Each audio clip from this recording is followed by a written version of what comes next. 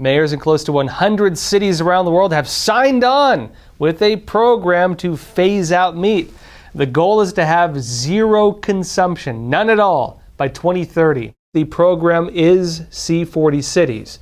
It's basically a voluntary pledge on a set of green agendas that close to 100 mayors of cities around the world have in fact signed on to.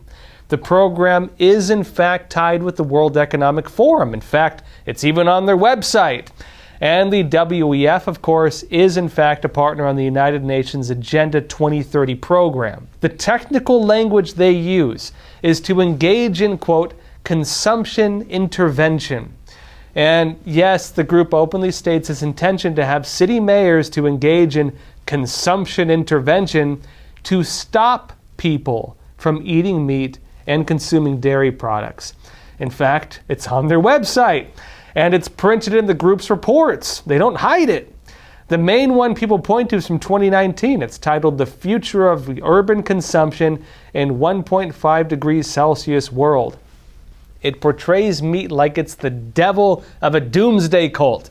It claims that stopping people from eating meat can save 160,000 people from dying every single year from things like cancer, heart disease, and diabetes. And it claims that stopping people from eating meat can help stop the big doomsday conspiracy of the climate emergency. The report explains the goals for dietary change as a type of intervention to save us all. It gives both progressive and quote-unquote ambitious targets to reach by 2030. For meat, for example, the progressive target is 16 kilograms each year. That's around 35 pounds. Now, keep in mind that the average American eats around 274 pounds of meat every single year.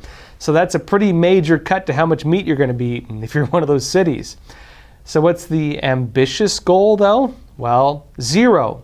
They don't want you eating meat at all. Same goes for dairy.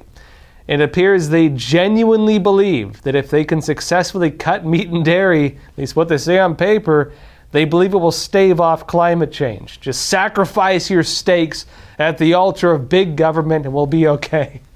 The list of mayors who are part of it globally, they're publicly listed on the C40 website. It's not technically a secret, but that raises a real question of, well, why do they seem to be trying to keep it a secret? Why are they trying to hide it from us?